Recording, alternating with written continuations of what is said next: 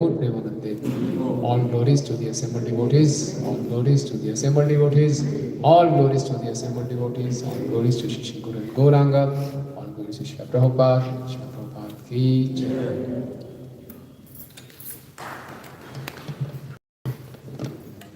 Om Namo Bhagavate Vasudevaya.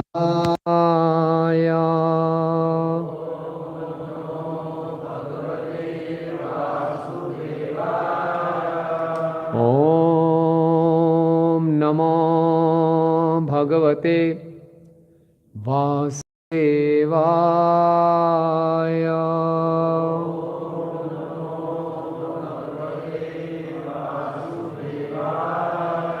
Om Namo Bhagavate Vasudevaya.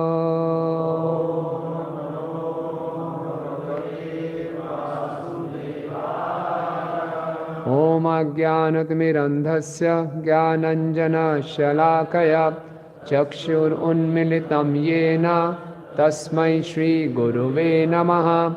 Shri Chaitanya Manobishtam Sthapitam yena bhutale Swayam Rupa Kadamayyam Dadati Swapadantikam Vandeham Shri Guru Shri Yuta Padakamalam Shri Gurun Vaishnavanscha Shri Rupam Sagrajatam Sahagana Raghunathanvitam Tam Sajivam Sadhuvaitam Savadutam Parijana Sahitam Krishna Chaitanya Devam Shri Radha Krishna Padan Sahagana Lalita Shri Vishakhanvitanscha He Krishna Karuna Sindhu Dinabandhu Jagatpate Gopesha Gopika Kanta Radha Kanta Namastute Tapta Kanchana Gaurangi Radhe Vrindavaneshwari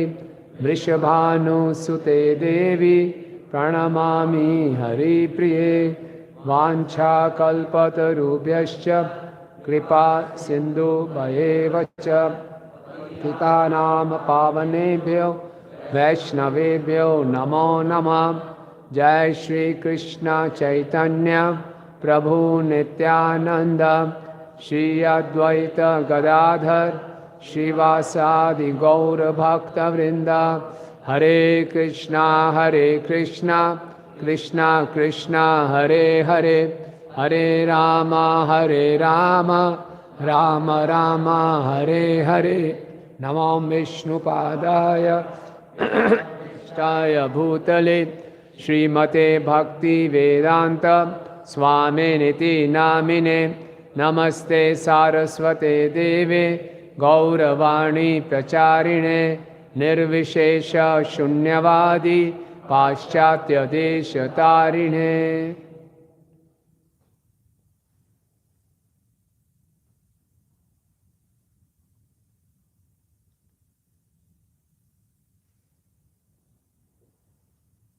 हरे कृष्णा। एकादशी के दिन आप सब भक्तों का हार्दिक स्वागत है। एकादशी को माधव जननी, माधव तिथि भक्ति जननी, ये माधव है, भगवान की तिथि है और इसको हरिवासर भी कहते हैं। हरि का निवास है इसमें। और भक्ति जननी, भक्ति को जन्म देती है। भक्ति की माता कौन है? एकादशी, ऐसा कहा गया है। तो आज के दिन हम लोग श्रीमद् भागवतम के स्थान पे शीला प्रभुपाद लीलामृत से पाठ करते हैं।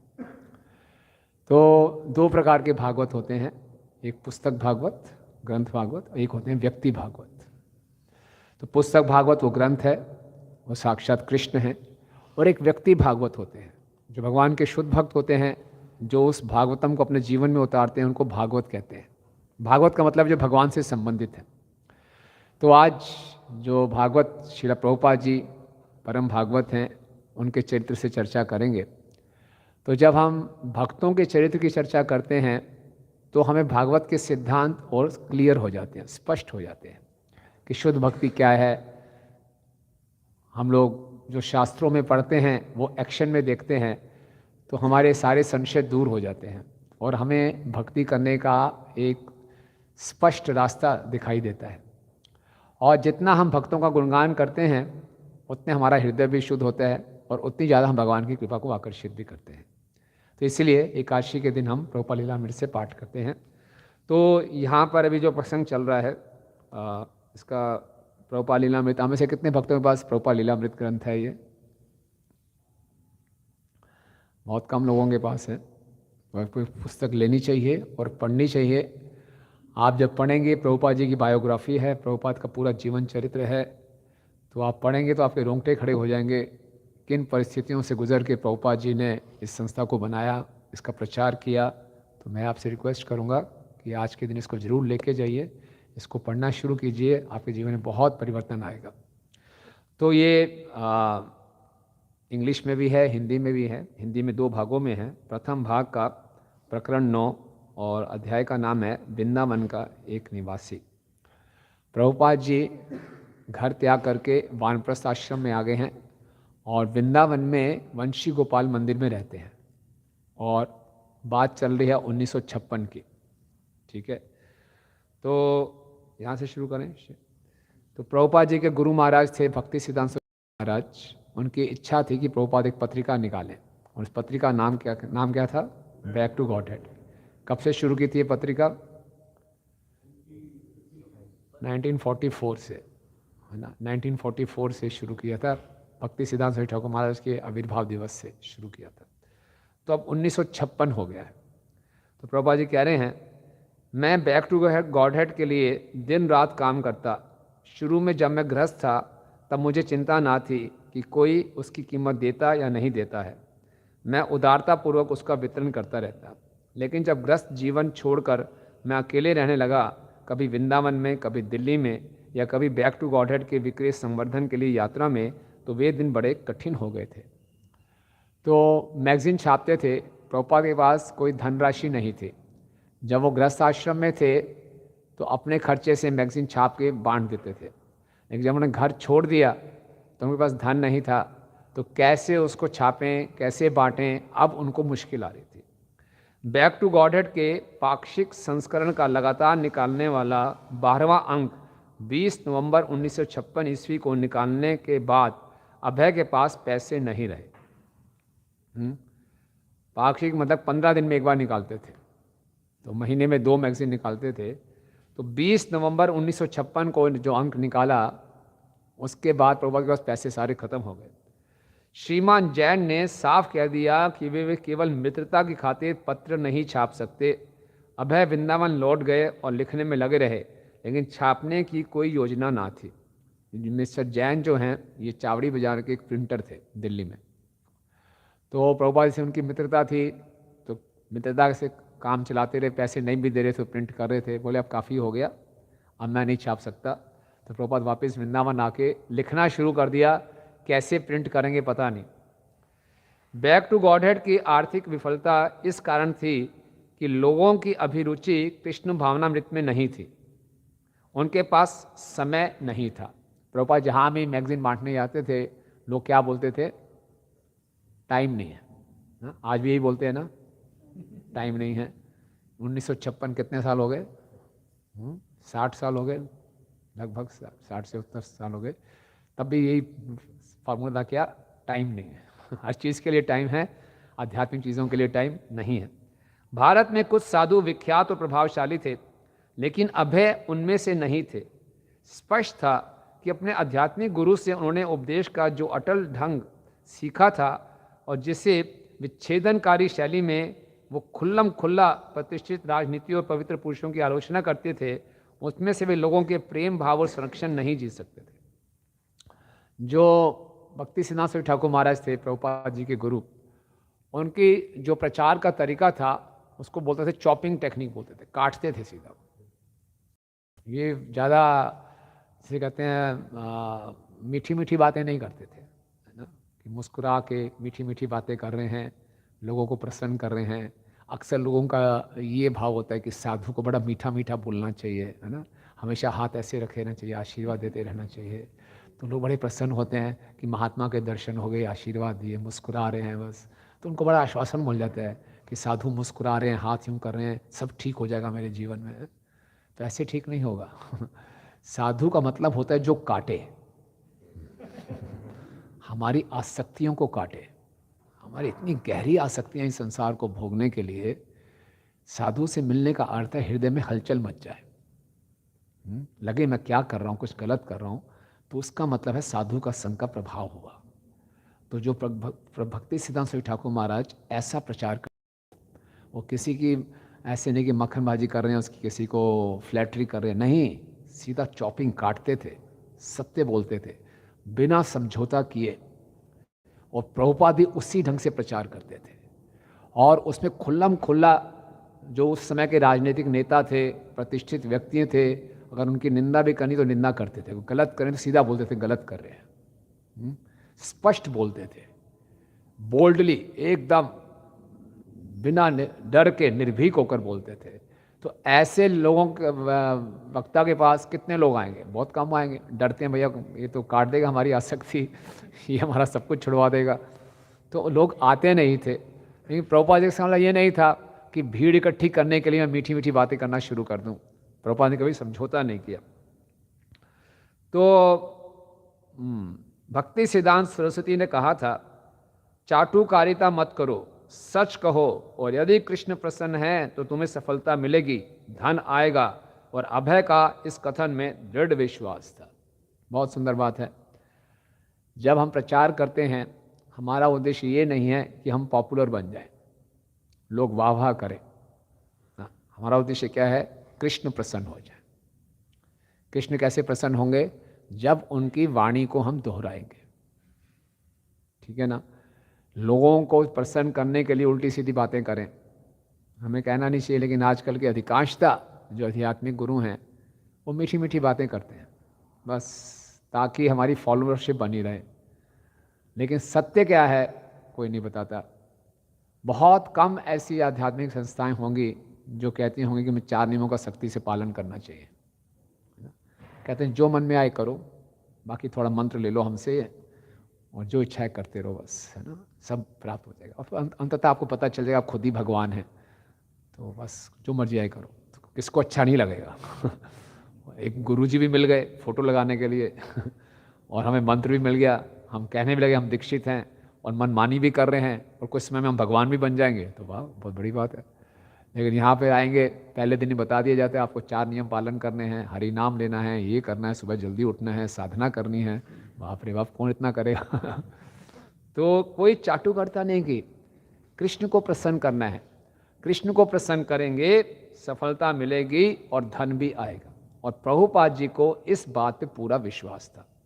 देखिए, एक तो बात होती है केवल कहने की, इस किस दौर से प्रभुपाद निकल रहे हैं उसको समझने का प्रयास कीजिए। प्रभुपाद बिल्कुल अकेले हैं।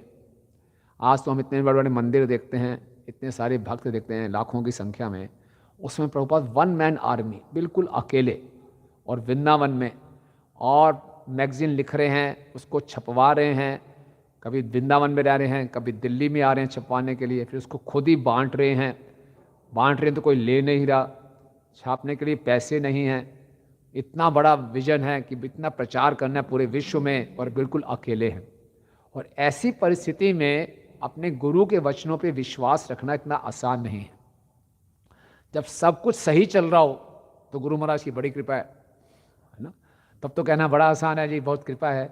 लेकिन कुछ भी सही नहीं चल रहा दिखने में, तब भी गुरु के वचनों पे विश्वास रखना, ये असली बात है ना। अपने आध्यात्मिक गुरु में विश्वास अभय की सबसे बड़ी संपत्ति थी। बहुत सुंदर वाक्य है ये। पूरा संसार चाहता है ज़्यादा से ज़्यादा हमारे पास संपत्ति हो, धन इकट्ठा करें, लेकिन किसी मनुष्य की सबसे बड़ी संपत्ति है कि प्रामाणिक गुरु में विश्वास, श्रद्धा सबसे बड़ी संपत्ति है। उनका दृढ़ मत था कि शीला भक्ति सिद्धांत सरस्वती का अनुसरण करने से उन्हें उनके और भगवान चैतन्य के आशीर्वाद प्राप्त होंगे। यद्यपि विगत 2 वर्षों में उन्होंने सामने आए हर मार्ग का अनुगमन किया था और जहाँ तक वे ले गया था वह उस पर चले थे, तथापि उनका लक्ष्य एक ही था, अर्थात भक्ति सिद्धांत सरस्वती के आदेश का पालन करना। उन्हें अपने पर विश्वास था, कभी ना कभी उन्हें भरपूर समर्थन और अनुकूल श्रोता पाठक मिलेंगे ही। कर्मनिष्ठ सहकर्मी भी उन्हें मिलने ही थे। तो पूरा दृढ़ विश्वास था अपने गुरु के वचनों पे कि मैं मेहनत करता रहूँगा, एक ना एक दिन सफलता जरूर मिलेगी। और कितने वर्ष हो गए थे मेहनत करते हुए उनको बैक टू गॉडहेड मैगजीन में? 12 वर्ष, 1944 से लेकर 1956 तक। ठीक है, अपने गुरु महाराज से कब मिले थे? 1922 में। दीक्षा ली थी 1933 में। और तब से प्रभुपाद जी ने ठाना था कि मैं इस कृष्णा भावनामृत का प्रचार पूरे विश्व में करूंगा। अकेले सोचा ऐसा, कोई उनके पास सपोर्ट नहीं था। और अब उनको इतनी कठिनाइयां भी आ रही हैं, लेकिन फिर भी अपने गुरु के वचनों में दृढ़ विश्वास है। और यहाँ लिखा जा रहा है, गुरु में श्रद्धा एक जीव की असली संपत्ति है, हमारा एसेट है ये, है ना। तो ये श्रद्धा बहुत महत्वपूर्ण है। हम सब जीवों की कहीं ना कहीं तो श्रद्धा है कि नहीं? श्रद्धा है। कहाँ कहाँ श्रद्धा रहती है हमें? किस वस्तु में, किस व्यक्ति में हमारी श्रद्धा उत्पन्न होती है? साधारणतः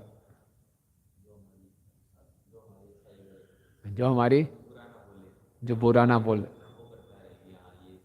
ये सही है। जो हम कर रहे हैं ठीक कर रहे हैं तो हमारी श्रद्धा हो जाएगी। राधा मदन गोपाल जी की जय। निताय चरण गौर सुंदर। और किन में हमारी श्रद्धा विकसित होती है?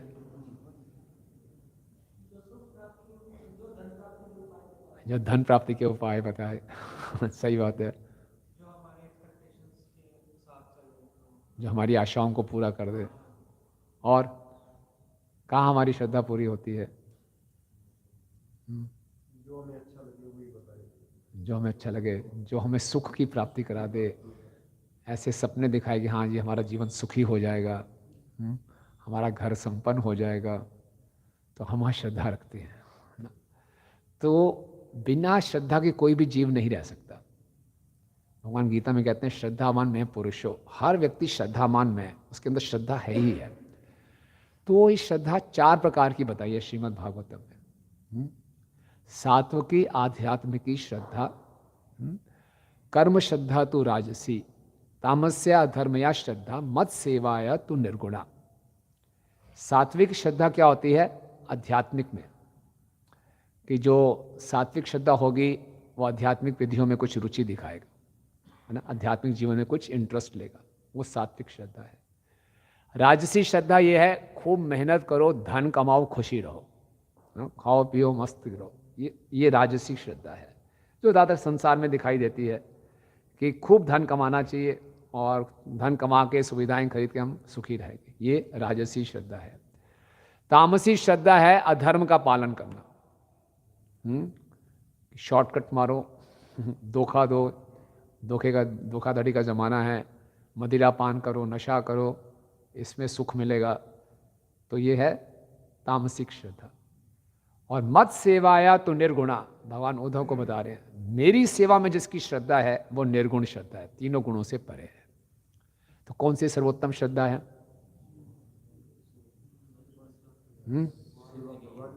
हाँ, मत सेवाया तो निर्गुणा, जिसमें ये श्रद्धा हो जाए कि मुझे बस भगवान की सेवा करनी है हर परिस्थिति में, ये निर्गुण श्रद्धा है। ये श्रद्धा इतनी आसानी से नहीं मिलती। भक्तिविनोद ठाकुर भजन गाते हैं, तुम्हें कृपा करी श्रद्धा बिंदु दिया, देह कृष्ण नाम धने, कि तुम मुझ पर, ये वैष्णव ठाकुर मुझ पर कृपा करो। जो परम वैष्णव होते हैं उनकी कृपा से इस श्रद्धा का एक बिंदु प्राप्त होता है और तब हमारी भक्ति में रुचि उत्पन्न होती है। ये श्रद्धा अलौकिक है, प्रकृति के 3 गुणों से परे है। ये हमारा असली धन है और मनुष्य जीवन मिला है इस श्रद्धा को लेने के लिए। यही जो श्रद्धा है, जो दिव्य श्रद्धा है, ये प्रेम का बीज है। इसी को विकसित करते करते हमें कृष्ण प्रेम प्राप्त होगा, है ना। और ये हमारी असली संपत्ति है। ये श्रद्धा कैसे विकसित होती है? आज हम सब इस बहादुरगढ़ इस्कॉन मंदिर में हैं, इसका मतलब कुछ ना कुछ संडे का दिन है। अधिकांश लोग संडे के दिन सुबह सो रहे होते हैं आराम से छुट्टी मना रहे होते हैं। कहीं ना कहीं उनकी श्रद्धा है, कहीं आज कहीं मॉल में जाएंगे, कहीं सिनेमा देखने जाएंगे, उसकी तैयारी में होंगे। लेकिन आप लोग सुबह उठ के यहाँ आ गए, आप में से कुछ लोग सुबह 4:30 के आए हुए हैं। तो भाई क्यों भाई ऐसा क्या मिल रहा है आपको? तो कैसे ये श्रद्धा विकसित हुई? थोड़ा सा बीज हमको मिला हुआ है, तो ये बीज की शुरुआत कैसे हुई है? भक्तों के संग से। Very good. भक्तों के संग में आते हैं, सबसे पहले क्या होता है? भक्त हमें मिले, फिर क्या श्रद्धा कैसे मिले? हाँ, पॉजिटिव वाइब्स आते हैं कि इस व्यक्ति के पास ऐसा कुछ है जो मेरे पास नहीं है ना? कुछ बात है। यहाँ पे आते हैं, मंदिर में आते हैं, कुछ अच्छा सा लगता है और भक्तों को देखते हैं, बड़ा अच्छा लगता है। ये भक्त कितना सुंदर इनका आचरण है, कितने खुश दिख रहे हैं, सुंदर तिलक लगाया हुआ है, नाच रहे हैं। इस संसार में कोई इतना आनंद में भी हो सकता है मुझे भी ये आनंद चाहिए, है ना? तो ये एक आदर की भावना विकसित होती है। फिर क्या होता है?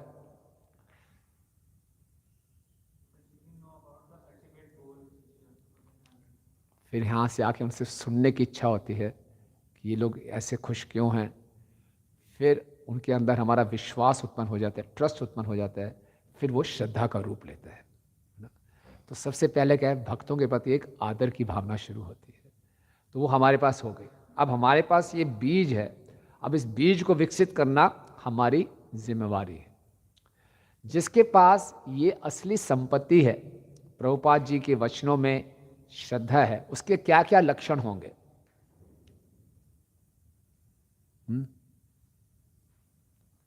जिसके पास ये निर्गुण श्रद्धा है, उसके क्या क्या लक्षण होंगे?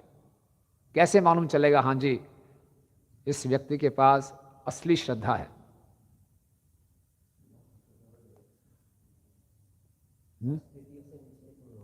परिस्थितियों से विचलित नहीं होगा, जो हम शीला प्रभुपाद जी के जीवन में देखते हैं।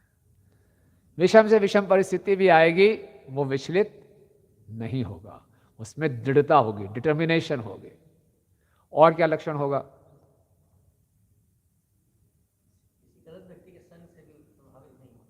हाँ, गलत व्यक्ति के संग से भी प्रभावित नहीं होगा। संसार में कितने भी उतार चढ़ाव आएंगे तब भी प्रभावित नहीं होगा। कोई गलत व्यक्ति का संग होगा तब भी प्रभावित नहीं होगा, वो उसको प्रभावित कर देगा। और हाँ जी, भौतिक आसक्तियां कम होनी शुरू हो जाएंगी, है ना? तभी आप लोग संडे के दिन यहाँ पे बैठे हैं और कईयों का पूरा विचार होगा पूरा दिन यहाँ निकालना है वेरी गुड। यस माता जी, सेवा के लिए तत्पर होगा। और क्या होगा? प्रभुपाद जी के जीवन से हम देख सकते हैं, इनके अंदर एक श्रद्धा है, गुरु के वचनों में श्रद्धा है। तो सबसे बड़ा तो ये श्रद्धा होती है, हमें शक्ति देती है, किसी भी अड़चन का हम सामना कर सकते हैं। इसमें ये जो शक्ति है ये हमें उत्साह देती है। प्रभुपाद के कोई भी परिस्थिति अनुकूल नहीं है, फिर भी वो पूरी योजना बना रहे हैं।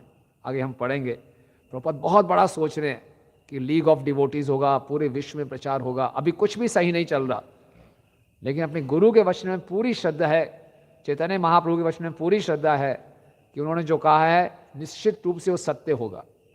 तो श्रद्धा होगी तो उत्साह होगा। जिसके अंदर श्रद्धा है वो एक्टिव होगा, वो ऐसे नहीं कि चुपचाप बैठा होगा। अक्सर लोग बोलते हैं हम बड़े श्रद्धालु भक्त हैं, लेकिन सेवा क्या करते हो? कुछ नहीं, सेवा नहीं करते। जिसके अंदर श्रद्धा है वो चुपचाप नहीं बैठ पाएगा ना, उसके अंदर उत्साह होगा, मुझे कुछ करना है। श्रद्धा का मुख्य अर्थ ये है कि जिस व्यक्ति को मैं पसंद करता हूँ, जिस व्यक्ति में मेरी श्रद्धा विकसित हुई है, मेरे हृदय में इच्छा उत्पन्न होती है कि मैं इसको खुश करूं, इसकी खुशी में मेरी खुशी है। ये श्रद्धा है। संसार में हर व्यक्ति अपने आप को खुश करने का प्रयास कर रहा है, अपने इंद्रियों को तृप्त करने के लिए। वो राजसी श्रद्धा है, तामसी श्रद्धा है, सात्विक श्रद्धा है। लेकिन जो निर्गुण श्रद्धा है, वो इस श्रद्धा का क्या गुण है कि जिसमें मेरी श्रद्धा है, मेरे गुरु और कृष्ण में जो श्रद्धा है, इनको संतुष्ट करके मैं संतुष्ट हूँगा।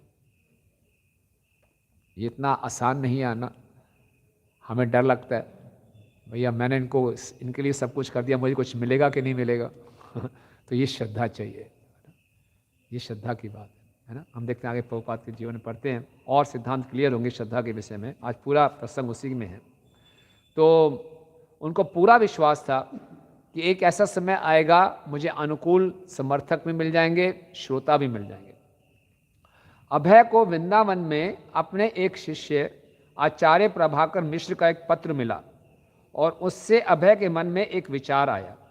आचार्य प्रभाकर मिश्र बंबई में भारतीय विद्या भवन के संस्कृत विभाग के सचिव के रूप में कार्य कर रहे थे। उन्होंने श्रील भक्ति वेदांत प्रभु को बंबई आमंत्रित किया कि पहले की तरह दोनों मिलकर वहाँ उपदेश करें। ये आचार्य प्रभाकर पहले प्रभुपाद को कहाँ मिले थे? झांसी में। ये प्रभुपाद के पहले शिष्य थे। तो झांसी में दोनों ने प्रयास किया था प्रचार करने का, लेकिन वो सफल नहीं हुआ। तो फिर वो बॉम्बे चले गए। तो दोबारा से पत्र लिखा कि आ जाओ, हम दोबारा से प्रयास करते हैं। भारतीय विद्या भवन के संस्थापक निदेशक राज्यपाल के.एम. मुंशी थे। वही राज्यपाल जिनकी पत्नी ने झांसी में राधा मेमोरियल को छोड़ देने के लिए उन पर दबाव डाला था। के.एम. मुंशी गवर्नर थे और इनकी पत्नी थी। झांसी में बहुत अच्छा प्रचार शुरू हो रहा था, लेकिन इनकी पत्नी ने आके सारा काम चौपट कर दिया था, है ना। सारा उनसे वो बिल्डिंग ले लिया था वापस। अब वही जो के.एम. मुंशी है भारतीय विद्या भवन का इंचार्ज है। तो बोल रहे हैं लेकिन आचार्य प्रभाकर की हाल में ही राज्यपाल से मित्रता हो गई थी और उन्हें अभय को सूचित किया था कि राज्यपाल से उन्हें सहायता मिल सकती है। इसलिए जनवरी 1957 ईस्वी में अभय ने महंत गोपाल को यह आश्वासन देकर कि मैं लौट कर आऊँगा और अपने कमरे के लिए 5 रुपये प्रति मास भेजता रहूँगा, बम्बई के लिए प्रस्थान किया। ये महंत गोपाल वंशी गोपाल मंदिर के महंत हैं। 5 रुपये किराया देते थे प्रभुपाद वहाँ पे। तो बोले आप भिजवा दूंगा, चिंता मत करो। तो वृंदावन छोड़ के वो बम्बई चले गए। आचार्य प्रभाकर ने विभाग के आवास में अभय के रहने की व्यवस्था की और उनका परिचय विभिन्न विद्वानों धर्म अनुयायियों से कराया। उसके बाद वे राज्यपाल मुंशी के संसार में क्या खराबी है विषय पर एक भाषण सुनने गए।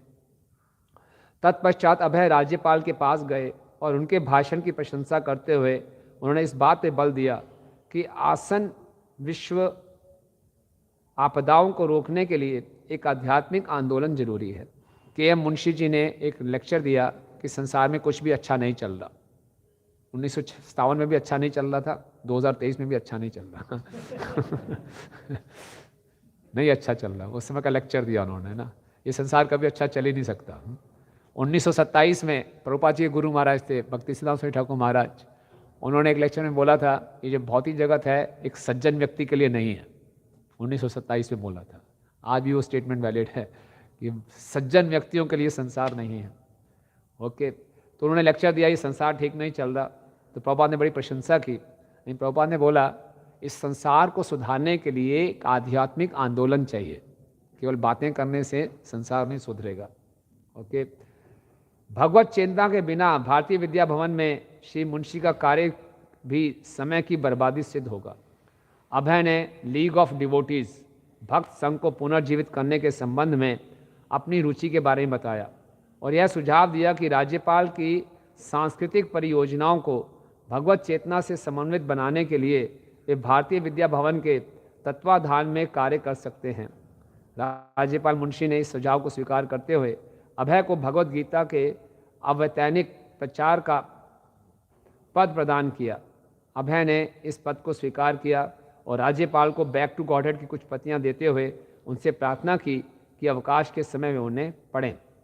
तो अवैतनिक प्राचार्य, ये बड़ा हिंदी का ऐसा शब्द समझ नहीं आया होगा, ऑनररी प्रोफेसर थे।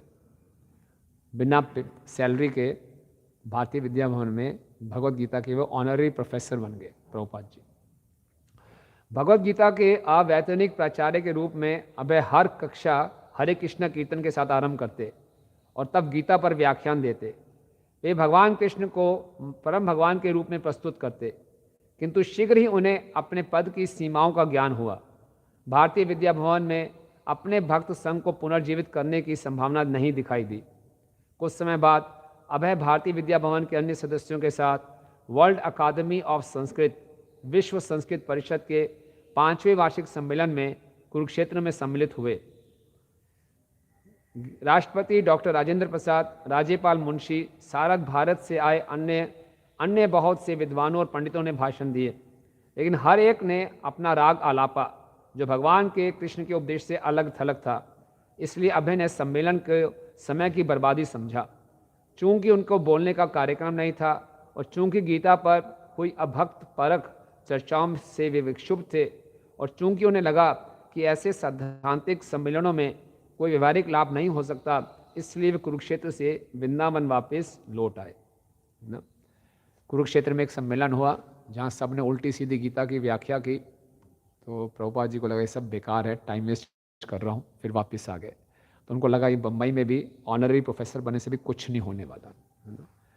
तो जिसके अंदर अपने गुरु के वचनों में पूरा कन्विक्शन होता है, वो जो श्रद्धा होती है, उसके ये लक्षण होते हैं कि व्यक्ति में उत्साह आता है, उसके अंदर कोई संशय नहीं रह जाता, क्लैरिटी ऑफ माइंड। प्रभुपाद को मालूम था वो क्या चाहते हैं। ये छोटे छोटे दिखावे से काम नहीं चलने वाला कि कुछ सम्मेलन कर दिया, कुछ उल्टा सीधा बोल दिया, नहीं, टाइम पास नहीं करना। प्रभुपाद को मालूम है खाली प्रचार करना है, इससे कोई प्रचार नहीं होने वाला। तो बिल्कुल स्पष्टता थी, क्लैरिटी ऑफ माइंड थी, कोई मन में संशय नहीं था।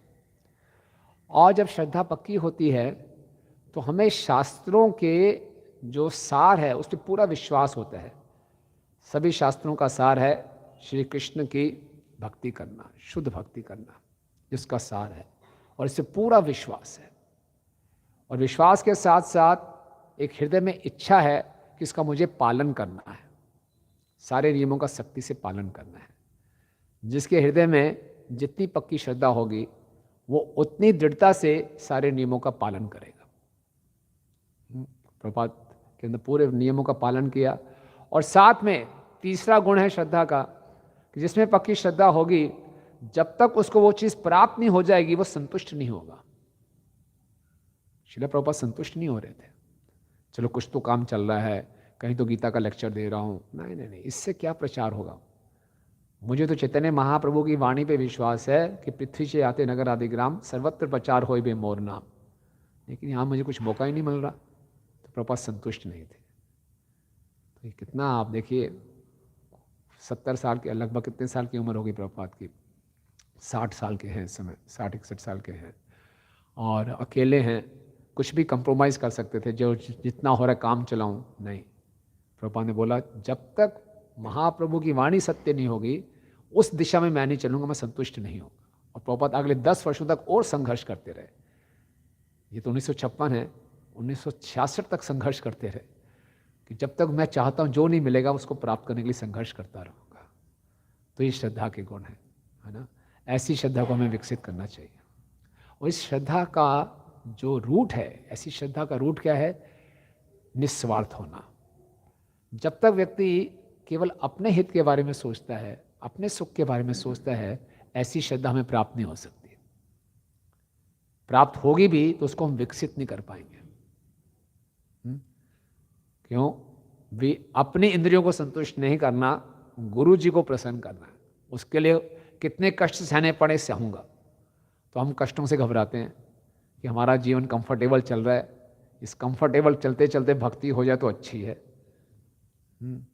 तो वो इतनी श्रद्धा नहीं है कि अपने आराम सुविधाएं छोड़कर गुरु को प्रसन्न करने के लिए कुछ कष्ट उठाएं। हमारे अंदर इतना विश्वास नहीं है कि गुरु को प्रसन्न करने के कुछ कष्ट उठाएंगे तो उससे असली आनंद प्राप्त होगा। असली आनंद तभी प्राप्त होगा, यही श्रद्धा है ना। जैसे कि नारद मुनि जी भागवतम में प्रचेतस को समझाते हैं कि यथा तरोर मरु निषेचनेन तृप्यन्ति यस्कंद भुजोपि शाखा प्राण उपरस्य यथ इंद्रियाणाम तथैव सर्वारणम अच्युतिज्य। कि जिस प्रकार से पेड़ की जड़ में पानी डालने से सारा पेड़ हरा भरा हो जाता है, पेट में भोजन डालने से सारी इंद्रियां रिष्ट पुष्ट हो जाती हैं, इसी प्रकार से अच्युत श्री कृष्ण की भक्ति करने से सबको सब कोई संतुष्ट हो जाता है। श्रद्धा शब्दे विश्वास कैले सुदृढ़ निश्चय कृष्ण भक्ति कैले सर्व कर्मकृत है। तो आज के इस कलयुग में इस प्रकार की श्रद्धा विकसित करना इतना आसान नहीं है। कलयुग में डाउट्स ही डाउट्स, हर व्यक्ति दूसरे पे संशय करता है। आप किसी भी संबंध में देख लीजिए, स्कूल में विद्यार्थी हैं, उनको टीचर्स में श्रद्धा नहीं है, डाउट है कि देखो, और जो टीचर्स उनको उस पर प्रिंसिपल पे श्रद्धा नहीं है, हस्बैंड वाइफ को आपस में श्रद्धा नहीं है, बच्चों को माता पिता पे श्रद्धा नहीं है, बॉस को अपने एम्प्लॉय पे श्रद्धा नहीं है, एम्प्लॉय को बॉस में श्रद्धा नहीं है, शिष्य को गुरु में श्रद्धा नहीं है। पूरा वातावरण संशय से भरा हुआ है। ये कलयुग का लक्षण है, क्योंकि कलयुग में धोखे बहुत खाए हैं हमने, तो हमेशा संशय ही रहेगा कि ये यहाँ फिर से धोखा ना मिल जाए, तो संशय ही संशय है। जो ये संशय होता है, इससे 4 चीज़ें उत्पन्न होती हैं, जो कि हमारे आध्यात्मिक जीवन हम देख सकते हैं। कलयुग में 4 चीज़ें क्या हैं। पहला जो संशय करवाएगा हमसे, पहली चीज़ कराएगा कि जो भी अथॉरिटी है उसकी ऐसी की तैसी, हमें अथॉरिटी पसंद नहीं है, ये अथॉरिटी बेकार है। संशय, ये अथॉरिटी ऐसी है ऐसी है, उसके कहीं हमें दोष दिख जाएंगे, अथॉरिटी को भगाओ यहाँ से, ओवरथ्रो द अथॉरिटी। ये पहला उसका संशय का परिणाम है। दूसरा, जब अपने अथॉरिटी को मानना ही नहीं, तो क्या हो जाएंगे, हम स्वतंत्र हो जाएंगे पूरे, जो मन में आएगा करूँगा। क्यों भाई, सब पे संशय, तो अपने मन पे पूरा विश्वास है तो जो मन में आएंगे करेंगे। अब जो मन में आएगा, हर कोई अपनी मनमानी करेगा, तो क्या होंगे, झगड़े होंगे। देखना, कोई अथॉरिटी को स्वीकार ही नहीं कर रहा और हर कोई मनमानी कर रहा है, अराजकता फैलेगी, झगड़े होंगे। और कोई अथॉरिटी को स्वीकार नहीं कर रहा, मनमानी कर रहा है, तो नियम टूटेंगे। तो ऊपर से क्या होगा, दोगलापन आ जाएगा, हिपोक्रेसी। तो कलयुग के लक्षण है क्वेरल एंड हिपोक्रेसी। प्रभुपाद कहते हैं age of quarrel and hypocrisy, दोगलापन और लड़ाई झगड़े का युग। शुरुआत कहाँ से हुई, संशयों से। और इसलिए हम किसी भी अथॉरिटी पे विश्वास करना नहीं चाहते, किसी भी अथॉरिटी को पालन करना नहीं चाहते, है ना। और ऐसा नहीं कि अथॉरिटी भी बड़ी शुद्ध है, अथॉरिटी में भी दोष हैं, फॉलोअर में भी दोष हैं। तो पूरा वातावरण संशय से भरा हुआ है। ऐसे संशय भरे वातावरण में ऐसी दिव्य श्रद्धा को प्राप्त करना और विकसित करना बहुत कठिन है बहुत कठिन है। तो क्या किया जाए, डाउट ही करते रहें एक दूसरे को, क्या करना चाहिए। अगर भक्ति में आगे बढ़ना है तो इस प्रकार की श्रद्धा तो चाहिए, समझ रहे हैं बात। लेकिन वातावरण कलयुग का ऐसा है कि सारा संशयों से भरा हुआ है, तो क्या करना चाहिए।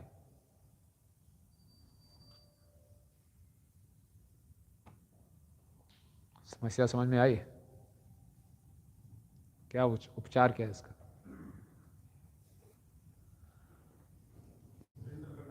हाँ, सरेंडर करने के लिए तो श्रद्धा चाहिए।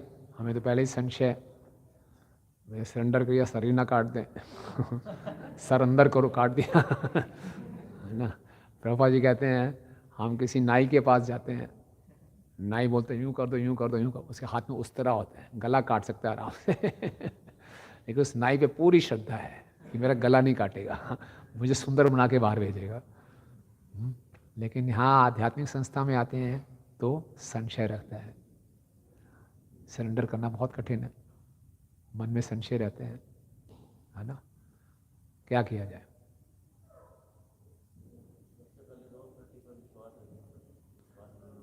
अथॉरिटी पे पूरा विश्वास कैसे रखें। हाँ, देखिए, श्रद्धा का मतलब ये नहीं है ब्लाइंड फेथ। ब्लाइंड फेथ में नहीं रखना कि जो अंधा विश्वास कर दिया, उससे भी धोखा होता है, ठीक है ना। भागवतम में लिखा गया है, संशय करना भी बुद्धि की निशानी है, लेकिन हमेशा ही संशय करते रहना ये मूर्खता है। आप घर में बैठे हैं, रात के 2 बजे घंटी बजे, संशय आना चाहिए, इस समय कौन हो सकता है। दरवाज़ा खोलने से पहले सोचेंगे, ये बुद्धिमत्ता की निशानी है ना। तो आप आए हैं, आध्यात्मिक संस्था में आए हैं, संशय होना चाहिए, ये व्यक्ति ठीक है कि नहीं है। ऐसा नहीं कि जो कहा तुरंत विश्वास कर लिया, ये बात भी ठीक है पूरा, ये डाउट करना बुद्धिमत्ता की निशानी है। मूर्खता क्या होगा कि अंधविश्वास कर लिया। हम देखते हैं कलयुग में ऐसे बहुत से धोखे देने वाले गुरु हैं, उन पे भारतीय जनता अंधविश्वास करती है, उनका भी बुरा हाल होता है। गुरु जी भी जेल में जाते हैं और शास्त्रों में बताया गुरु जी भी ऐसे नरक में जाएंगे, उनके शिष्य भी नरक में जाएंगे। तो ऐसे अंधविश्वास नहीं करना, लेकिन साथ ही साथ शरणागत भी करना है। तो क्या उपाय है? हाँ, यस, वेरी गुड। डाउट्स को क्लैरिफाई करें और जो बता रहे हैं खुद पालन कर रहे हैं कि नहीं, और क्या है? भगवान से प्रार्थना करें। हाँ, हैं, वेरी गुड। परंपरा भी देखें। यस प्रभु, यस, वेरी गुड। साधु शास्त्र सबसे मुख्य बात है, बुक्स आर द बेसिस। शास्त्रों को अच्छे ढंग से पढ़ें, समझें, उसमें फिर हमें कोई संशय आ रहे हैं तो पूछें और उनके जीवन में देखें, उसको अपने जीवन में उतार कर देखें, हमें सही परिणाम मिल रहे हैं तो ये करते रहें। तो जितना हम इस ढंग से सेवा में जुड़ेंगे, प्रैक्टिकल सेवा में जुड़ेंगे, शास्त्रों को पढ़ते रहेंगे, अपने संशय साथ साथ स्पष्ट करते रहेंगे, तो हमारी ये जो निर्गुण श्रद्धा का जो हमें बीज प्राप्त हुआ है, ये विकसित होता रहेगा।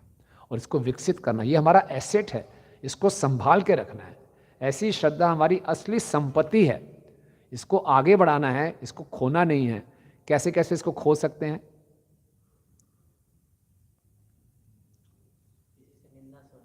हाँ, निंदा सुनिए, अपराध करके, असत्संग करके, बुरे संग में, है ना। हम बाहर जाते हैं, कोई बोले कहाँ दिन जीवन बर्बाद कर रहे हो, अभी तो जवान हो, है ना।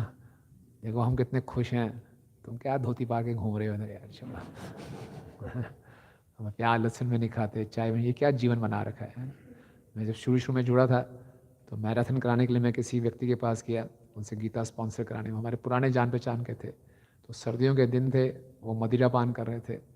लाओ यार लाओ लाओ। मैं भैया मैं नहीं पीता। अच्छा अच्छा अच्छा, चलो बियर भी हो गया। अरे मैं बियर नहीं।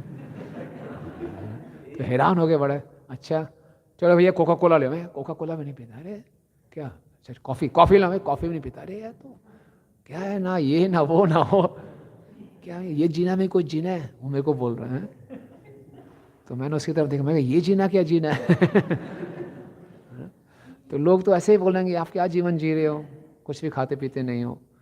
तो पूरी हमारे अंदर दृढ़ता होनी चाहिए कि हम जो कर रहे हैं ठीक कर रहे हैं। तो भक्तों का संग करें, जो हमारे संशय है उसको हम स्पष्ट करें, अननेसेसरली किसी पे ऐसे डाउट ना करें। किसी को देकर हमें संशय हो रहे हैं तो उसको स्पष्ट करें। हमें ये जानना चाहिए कि ये जो हमें श्रद्धा का बिंदु प्राप्त हुआ है, ये बहुत दुर्लभ है, बहुत बहुत दुर्लभ है। ब्रह्मांड भ्रमित कोनो भाग्यवान जीव, गुरु कृष्ण प्रसादे पाए भक्ति लता बीज। ये बीज है, प्रेम का बीज है। ये बहुत कई कई योनियों में भटकने के बाद किसी सौभाग्यशाली जीव को ये श्रद्धा का बिंदु प्राप्त होता है। और ये हमारी असली संपत्ति है, इसको खोना नहीं है, इसको आगे बढ़ाना है। यही मनुष्य जीवन का उद्देश्य है। और जितना ये आगे बढ़ता जाएगा, हमारा भक्ति में उत्साह बढ़ेगा, भक्ति में कोई संशय नहीं रहेगा, दृढ़ता रहेगी। कितनी भी अड़चने आएंगी हमारे व्यक्तिगत जीवन में, पारिवारिक जीवन में, व्यावसायिक जीवन में, सामाजिक जीवन में, हम विचलित नहीं होंगे, हम दृढ़ विश्वास से आगे बढ़ते रहेंगे। तो और असली सुख की प्राप्ति होगी। ये जो श्रद्धा है, इससे जितना आगे बढ़ेगा उतना हमें प्रेम प्राप्त होता जा रहा है। तो असली आनंद का ये सोर्स है असली श्रद्धा। अन्यथा इस संसार में हर लोग अपने सुख के लिए अलग प्रयास कर रहे हैं, लेकिन केवल प्रयास हैं, सुख की प्राप्ति नहीं होती। तो ये प्रभुपाद अपने जीवन से सिखा रहे हैं। ठीक है, हरे कृष्ण। किसी कोई संशय है या कोई प्रश्न? यस।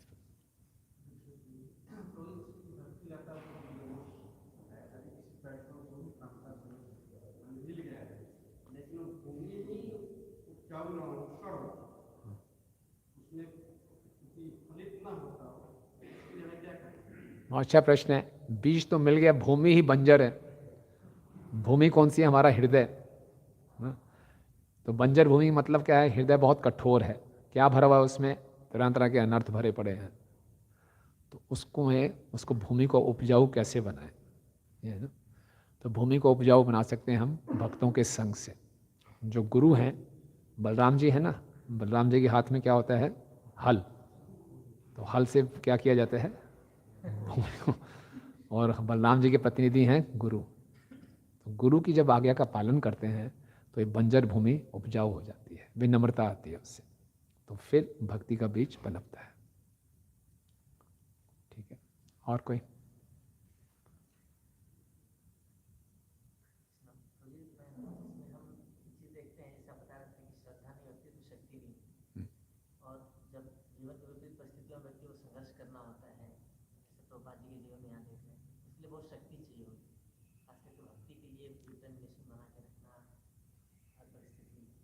शक्ति का मुझे बहुत अभाव होता है, महसूस होता है।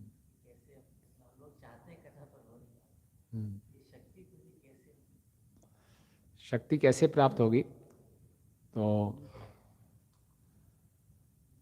ये शक्ति प्राप्त होगी प्रभु, जितना हम शास्त्रों को अच्छे ढंग से सुनेंगे, पढ़ेंगे, उस पर मनन करेंगे और भक्तों से प्रार्थना करेंगे, तो उनकी कृपा से ये शक्ति प्राप्त होती है ना? हमारी इच्छा होनी चाहिए पहले। इच्छा होगी तो, दृढ़ इच्छा होगी तो शक्ति, हमारी इच्छा शक्ति से ही सब कुछ चलेगा। तो हम, ये इच्छा कैसे होगी? जब शास्त्रों को सुनेंगे, प्रभुपाद जी के चरित्र को सुना, इसके महत्व को जाना, इस श्रद्धा का क्या महत्व है, तो इसको हम आगे विकसित करेंगे तो शक्ति प्राप्त होगी। कुछ ना कुछ तो शक्ति प्राप्त हुई। आप IIT से आपने पास आउट किया, अच्छा आपके पास पैकेज होता, वो शक्ति थी, आप छोड़ के यहाँ आ गए। इतना आसान थोड़ी है। ये वैराग्य के लिए शक्ति चाहिए ना। अब आगे बढ़ने के लिए, अगला कदम उठाने के लिए और शक्ति चाहिए। तो पहले शक्ति कहाँ से मिली? भक्तों के संग से ही मिली, शास्त्रों के वचनों से मिली। तो यही आगे बढ़ाना है, इसको और गहरा करना है, तो और शक्ति मिलेगी। प्रोसेस से ही आएगी शक्ति। यस प्रभु।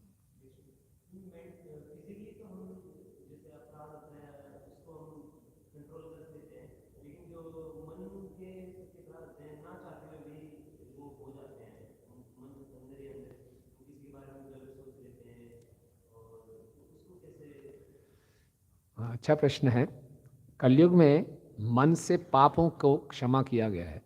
अगर मन से आपको कुछ गलत विचार आ रहे हैं, पाप में विचार आ रहे हैं, तो उसका रिएक्शन नहीं मिलेगा। लेकिन मन से किसी भक्त के बारे में गलत भावना रखना, वो अपराध माना जाता है। तो किसी भक्त के बारे में एक विचार आया, उस विचार आया और चला गया, तो दिक्कत नहीं है, क्योंकि मन तो ऐसा ही है।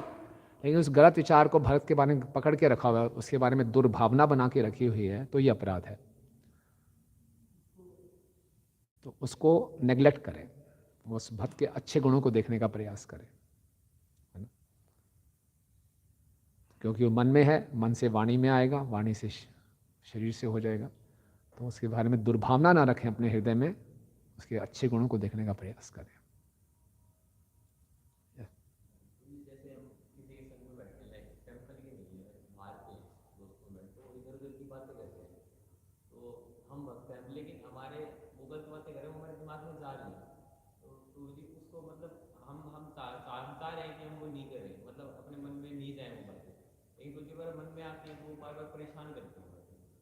सही बात है। कान तो हमेशा खुले ही रहते हैं और जहाँ बैठोगे कान के माध्यम से हृदय में चली जाएंगी, और एक बार चली गई तो काम करेंगी अपना। तो क्या तरीका बताइए? आप बैठते क्यों हैं? हैं? अच्छा। हाँ हाँ हाँ।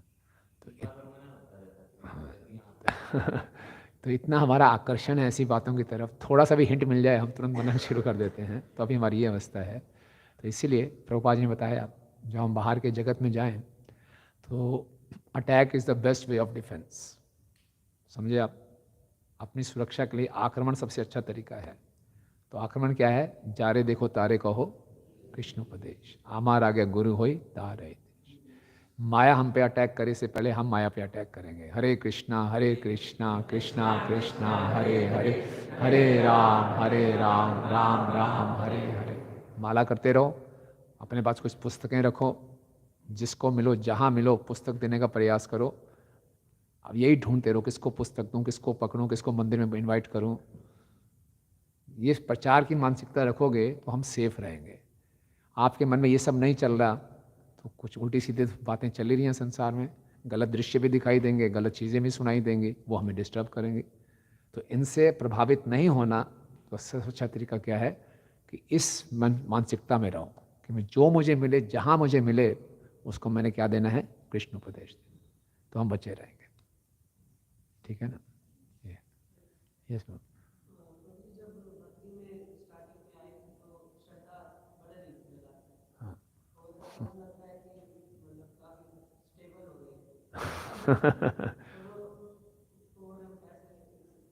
हाँ, अच्छा प्रश्न है आपका।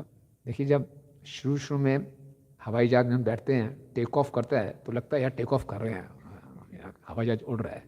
जब हवाई जहाज उड़ गया तो लगता ही नहीं उड़ रहा है, हम तो बैठे हुए हैं यार, पैसे ऐसे ही वेस्ट दे रहे हैं। पता नहीं जाएगा नहीं जाएगा, कहाँ पहुँचाएगी, तो हवा में लटके हुए ऐसा लगता है। लेकिन हवाई जहाज ऊपर जा रहा होता है। तो शुरू शुरू में आते हैं तो बहुत अपने जीवन में परिवर्तन आता है। 4 नियम पालन करते हैं, माला करनी शुरू कर देते हैं, हम सारा अपना पहनावा चेंज कर लेते हैं, लगता है हाँ बहुत कुछ कर लिया। उसके बाद ये सब हो गया तो हम बढ़ रहे हैं, लेकिन वो लगता नहीं हम इतना आगे बढ़ रहे हैं। तो एक बात तो ये है। दूसरा जो गलती हो सकती है कि कई बार हम आके शुरू शुरू में बहुत उत्सुकता होती है, उत्साह होता है, नई नई सब चीज़ें हैं, सुनने में अच्छा लगता है, करने में अच्छा लगता है, बाद में उसको करते करते रूटीन हो जाता है तो वो इतना इंटरेस्टिंग नहीं लगती। तो कहीं इस चक्कर में ना फंस जाएं तो प्रतिदिन शास्त्रों का अध्ययन बहुत ज़रूरी है। शास्त्रों का अध्ययन नहीं करते हैं तो फिर लगता है कि स्टैग्नेशन आ गया, रुकावट आ गई कहीं पर। शास्त्रों का अध्ययन करते हैं तो उसको अपने जीवन में उतारने का प्रयास करेंगे तो हमेशा नयापन बना रहेगा, हमेशा एक फ्रेश चैलेंज रहेगा कि यार आगे और बढ़ना है, और बढ़ना है, और बढ़ना है, तो नयापन रहता है। लेकिन अगर शास्त्रों का अध्ययन रुक गया तो फिर ये सब चीज़ें आनी शुरू हो जाती हैं। तो वो बहुत ज़रूरी है कि हम शास्त्रों को नियमित रूप से अध्ययन करें, भक्तों के साथ व्यवहार में सावधानी बरतें, कोई अपराध वगैरह ना करें, तो फिर भक्ति में हमेशा नयापन बना रहेगा। ठीक है।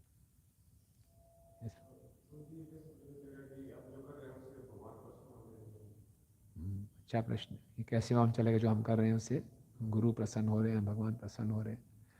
तो देखिए, जो भगवान या गुरु प्रसन्न होते हैं उनकी सबसे बड़ी कृपा क्या होती है कि हमारी भौतिक जगत से अनासक्ति हो जाएगी, भौतिक आकर्षण कम हो जाएंगे और हरिनाम के प्रति आकर्षण बढ़ेगा, भक्तों की सेवा के प्रति आकर्षण बढ़ेगा। ये स्वतः ही आप अनुभव करेंगे।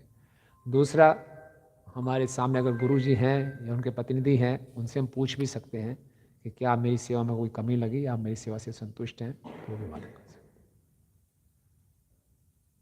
ठीक है।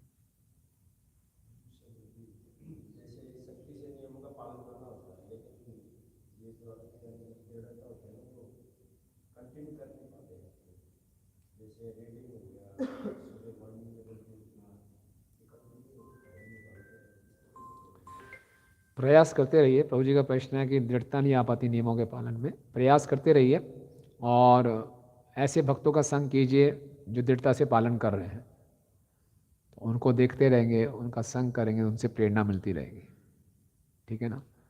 हम देखेंगे, प्रयास करते रहेंगे भक्ति में, हम कभी भी हतोत्साहित ना हो।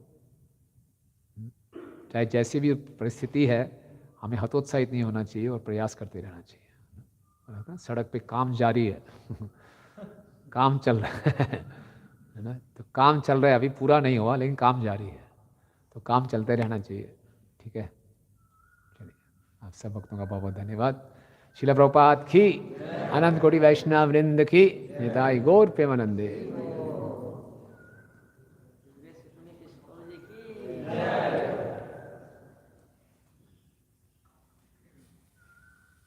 यहाँ तक पढ़िए।